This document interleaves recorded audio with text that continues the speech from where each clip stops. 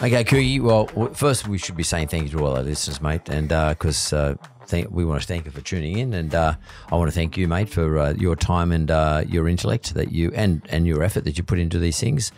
And you put a lot of your personality in it too, mate. Mark, I love it. I wouldn't miss it for the world. Thank you. Now, we've got some questions. Yes, so fire away. let's finish our year off by answering a few questions. So this one's from Joanne.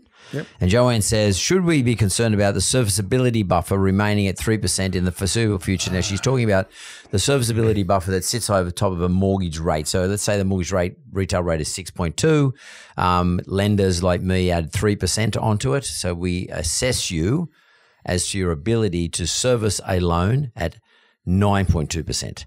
Do you think, given that inflation is reducing, and it has reduced substantially from December 2022? That was the peak, yeah. That was a big deal. I mean, the 3% buffer then probably was about right, but making sure that we didn't. When mortgage rates were 2.5%. Yeah, correct. So that made sense. Made sense, yes. Do you think it should be now? Yeah, and they came out just the other day saying, no, they're not going to change it. Well, some of the banks. So ANZ, I think, said they would like to change it. Yeah. And I'm not, but Westpac and a couple of the banks said no way. CBA said no way. We want to leave it at 3%. It seems we need a buffer there because economics and markets are so unpredictable. Something comes along, a pandemic, for example. Who forecast that? Nobody. You know, just as well we were reasonably well prepared financially. Yeah, but you know what the buffer was when the pandemic hit? It was between it was either 1.75 or 2. It was much lower. Very low. And that's when interest rates were really low. Yeah, interest rates, yeah. I would think my way of approaching that is that there's a range that you have for the mortgage interest rate. And if the mortgage interest rate, say, ever gets below 3 again, the buffer should probably be 4%. Yeah. If the mortgage rate's between 3 and 5, it should be 3%. If the mortgage rate's above 6 or 7, it should be 2%. Yeah, that makes sense. Because rates, put it this way, I will swim across Sydney Harbour if mortgage rates hit 10% ever again in my lifetime. They're not. But they can't. They won't because households can't afford to do it. No, but the country will go broke. Correct.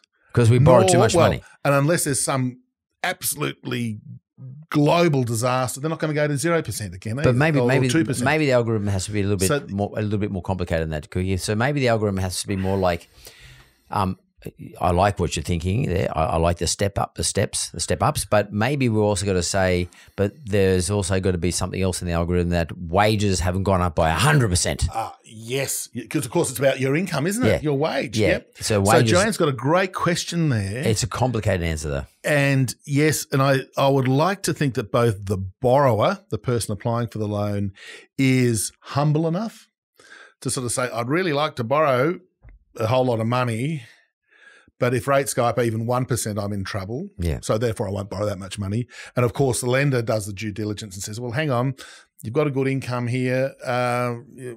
We know that it's probably not going to go up more than 3.5% per annum for the next 5 years. So therefore we don't want to lend you that huge chunk of cash. So there is a bit of, what do we call it, discretion and common sense. Doesn't always apply, as we saw in the great debacle in the US mortgage market in the global financial crisis. But that plus a bit of an oversight from the regulators, the APRA and others, is probably a good thing. But great question. Which is the reason why we didn't have a global financial crisis here in Australia. Correct. Because so we had thresholds. We were well regulated. Yeah. Yep. All right, Jess. I don't know if Jess is a boy or a girl, but thank you, Jess, for this question. How much will Trump's tariffs affect Australia's economy the most and how? Wow. We sort of covered it, but just quick answer on that one. And really quickly, the tariffs are bad news for global growth. As we said, that the impact will be mainly through our exports to China. If he's hitting Chinese exports of solar panels and car parts and mobile phones with a chunky big tariff, then Chinese demand for the materials that go to make them and the energy, coal and gas that goes to melt the iron ore down. Which we export. Which we export tons of that to China. We'll be caught in the backwash of that. So it's a negative issue because of the China effect. And on those items, it's very hard for the big mining companies to find an alternative market. Iron ore, there's other producers. We can't say, China's not buying it, so we'll sell it to Indonesia. Whereas for the wine tariffs that came in a few years ago, a lot of the wine companies who got hit by China saying, we're not going to buy your wine, we'll try to market our stuff into Asia or Europe or South America, which they did reasonably well. Right, Jeff says, what were the biggest economic impacts if Dutton gets in? What about if Albo stays in? Yeah. But we don't really know yet. We haven't seen the policies. There's been a bit of a chat about policies, but there's nothing concrete. I think the themes are pretty clear. So it's cost of living, however you define that, will be an important one that we all decide our votes on. Renewables. So, Dutton's got the nuclear solution to sort of churning out more electricity and keeping probably coal and gas a little more prominent until we get the renewables going, as Labor's sort of putting more money into sun and wind power. That's going to be an issue that some of us will vote on. And I think just general economic management. I'm wondering whether tax will get a run. It's sort of always done, but I think gets a sort of a run in an election campaign. Trump style, you mean like Trump style? We're going to reduce the company taxes. Maybe it'll be a company tax. I don't know if it'll be personal tax. We don't win any votes in company tax cuts. No. Particularly the Coles and Woolies, which everybody hates, and the bank's getting a tax cut. So there is an issue of whether because Trump's going to cut company taxes. Whether we get an income tax debate when the budget's deficit, we mentioned the budget deficit before.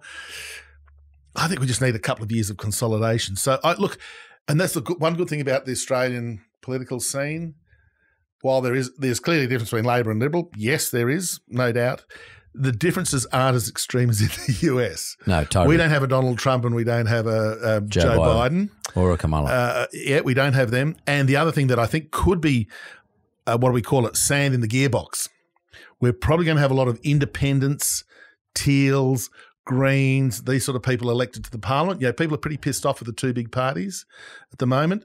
And already we've got 16 of these minor parties in the House of Representatives. If Labor only lose 3 or 4 seats, which on current polling they probably will, they'll have to, or Dutton will have to negotiate with all of those independents to form government. And to get stuff through the Senate. We've seen this week. I can see another Julia Gillard period coming through. The shit show going on in the Senate. We want to pass our legislation, but we're not going to let you do it unless you compromise on this. It makes for potentially difficult government. Liam says, and we've got a whole heap of questions, so I'm going to have to pick through a few.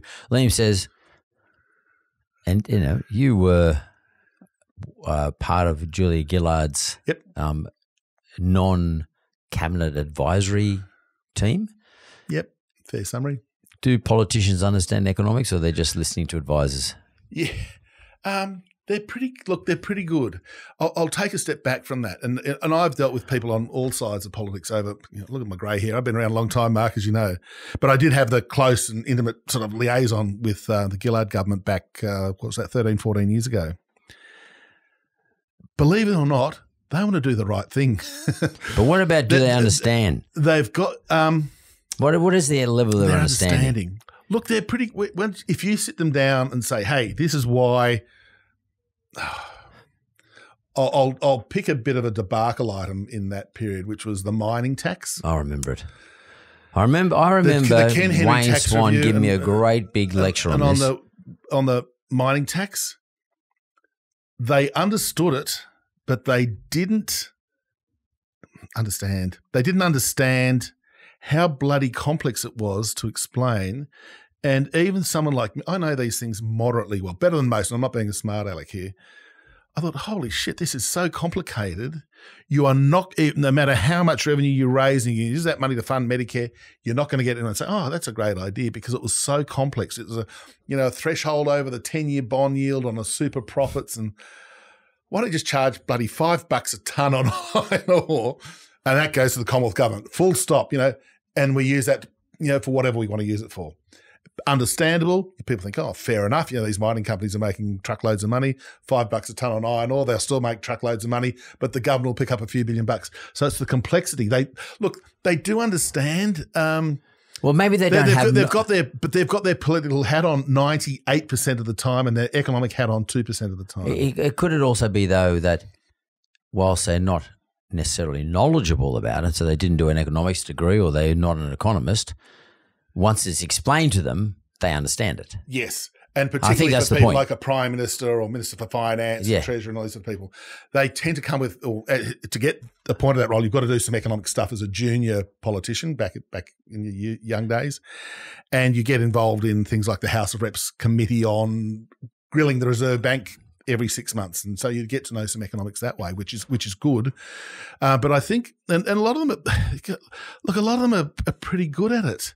Again, it's just this question where, look, I'm pretty good at understanding rugby league, but I'll always support South Sydney over Eastern Suburbs, mate. We're always going to beat the Roosters, even if Latrell goes to the elbow and other things. Yeah. So, look, I know how rugby league works. Never forgive him for that, but anyway. No, actually, that was shocking. That was probably a really bad example.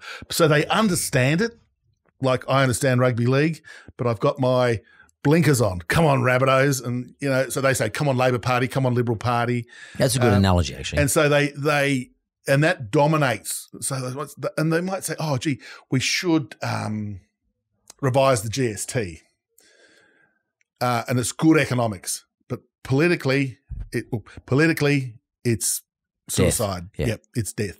So I won't touch it, even though we economists think, yeah, bloody change the GST. It's part of the tax reform. Here's a long question from Piper. Yeah, are we worried about politicizing the RBA? Are we worried about politicizing the RBA with this new board shakeup? Political influence in the central bank doesn't sound like a great move considering the pressure put on the RBA. What do you think? Yeah, look, I'm not worried about politicization of the RBA. It could have already been done because the government still appoints the current RBA board. And there's been one or two examples in years gone by of both sides of politics appointing, oh, geez, that person really know their stuff, or they're there because they're friends of the current government. The new board, and this is where the proof will be in the pudding. It might sound like a funny way of answering that question, that if they appointed all of their best mates to this new monetary policy board, like Trump does, and they cut rates to 1%, something absolutely crazy, a couple of things would happen. First of all, financial markets would figuratively crap themselves. And I remember this happening in the UK. And it would be a mistake. And then the media would say, what the hell is this? And so while you might think, we're cutting interest rates for our voters, the negative effect you can't manage, the economy would dominate that because the media, rightly so. And the markets. And the markets would absolutely punish them beyond belief. That's what happened in the UK to the Prime Minister in the UK. Remember she proposed trust. Trust. Well, and of course her treasurer or Minister for Exchequer, who became the Prime Minister. Decided to reduce tax rates ridiculously, and the markets just hammered him, and she became the shortest serving Prime Minister. Atlantis lasted longer than she did. Ever. And 49 days, I think it was. And the bond market imploded. Destroyed her. The UK stock market fell. The British pound went to hell. And so she couldn't even hold on to the prime ministership. That's how, and this is why I love our markets. Markets have a nice I love balance. markets. I like looking at bonds and stocks and the Aussie dollar and other currencies because they translate the information very quickly. So if there is a war, bang, it sort of sounds, if there's a war, it's obviously very bad, but they work out the effect on the oil price. They work out the effect on the economy. They work out the effect on these things that are occurring. And even with Trump's appointments, the markets have moved, he's appointed this guy as Treasury Secretary. He's actually a bit of a hawk on budget policy. So the bond market rallied. This guy's a bit of a loser. So markets move on information. And if you appoint Bozo the Clown to the RBA board and they screw up, the markets will punish you. So I don't think Chalmers or if there's a change of government next year and Angus Taylor's treasurer, I think there might be a slight bias towards a few people, but it would be very slight, and I don't think it would change what they actually did with rates. A final question. Slater says, or asks, that's a good one. What can we expect for home loan rates in the property market in 2025? I think we just covered it. Have a look at his board. We have on rates. We have. And we didn't mention this just as I came into the studio half an hour ago. There are 2.5, so about 60 basis points of rate cuts into the futures market for 2025. So by the end of 2025, about 60 basis points. So 225s and about half of another one priced in to the market now. In 2025. In 2025 and a little bit more in 2026, but we'll just get 2025. Probably right. As we're saying, as that inflation rate falls, we'll see a couple of little twinklings from the RBA, 25. So I think that's about right. So 2 to 3 or 4, obviously depends how quickly that inflation rate falls. Housing, we're actually getting some really interesting things occurring on housing and house prices in particular. The immigration and the student intake has come off. Mr. Dutton's wanting to trim it more. Is in one of his. This is one policy issue, having a lower immigration intake than the Labor Party. So that would be really interesting to sort of take pressure off infrastructure, pressure off housing. And we do know that new listings, people are selling their house, particularly in regional parts, that they might have bought that house, during the pandemic to have that sort of tree change sort of area. They're realising, holy smokes, it's expensive to hold this house. Rates have gone up and all the costs have gone up. So there's a bit of an increase in new listings, which is negative for prices. So I think price will be brought flat. I don't think we're going to crash. We've never had a price crash. We've had prices down 10%, the worst. I don't think we're heading for that because as we get through the year, if we do get supply and demand putting slight downward pressure on house prices, if we do start getting rate cuts in May, June, July, whatever, people will be able to recalculate their borrowing capability and put a bit of a floor under the downturn. So if I sort of say here, where will house prices be in a year? I'd say flat. That's what I think too. I think flat. Plus or minus 2%. At the worst city might be -5. It's probably Melbourne or Hobart or Darwin. The best city, which is still probably going to be Adelaide, Perth, and maybe Brisbane, might be up 5%, but coming off from that incredible boom that we've seen the last couple of years. And what I would say too is that a good thing is we're not going to. I don't expect to see any massive price increases. I don't expect it to be like it was. We want a bit of a consolidation. We've had a good run. Let's in the slow last down. 2 years. Yeah. Let's slow down and let first-time buyers catch up when buyers catch up to the sort of boom that we've seen. Yep. So, Kookie, in terms of slowing down, Christmas is upon us. Our last meeting for the RBA is this week in December, and we won't meet again until you and I will meet again in January. But the RBA won't be meeting again, I think, until some date in February. I think it's the 6th of February is the first meeting of the for new 2026. Year. Yep. I want to thank you for everything you've done for us this year. It's been a really exciting year. Lots of stuff to talk about. Like it's been a bit crazy. It's been a bit crazy, but we've done a pretty good job. We've increased our listeners and our people who watch us, and we've actually built something pretty cool here. So Mark, thanks very much, man. It's been a great time. Absolute pleasure. As I said before, wouldn't miss it for the world. And it's been a privilege knowing you for must be 25 years now, a long time mate. now. Maybe a bit it goes more. back to 1999. Yeah, there we go. 25-year anniversary. 25. So thank you. Love talking about these issues. As I said, I love preparing for it, and the conversation just flows. By the way, we don't script this. No, that's we all can talk. scripted. It's probably obvious to some people. We just ramble on, and I think that's great fun. And the feedback I've got's fantastic. So thank you, Mark, and Merry Christmas, and hope for 2025 is a good one for everybody. So do I, mate. Thanks very much. See you. See you.